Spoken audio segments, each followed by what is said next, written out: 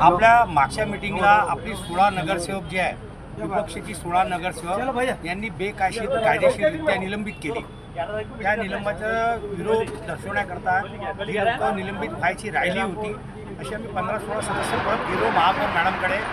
त्यांना सांगितलं की आपण हे निलंबन आमचं रद्द करावं, परंतु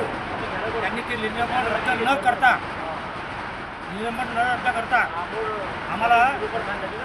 मजबुरीमध्ये ही प्रति महासभा बाहेर आयोजित करण्याचं काम पडलं आणि त्या प्रति महासभेत आपण पूर्ण शहराचे विकासाचे मुद्दे घेतले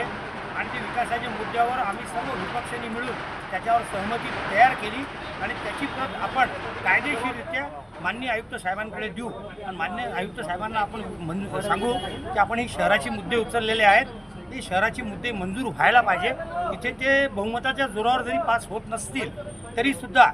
आपण शहराचे मुद्दे उचललेले आहेत, आपण माननीय आयुक्त आहेत, आपण हे विषय जे आहेत हे मंजुरीला घ्यायला पाहिजे अशी विनंती आपण करणार आहोत।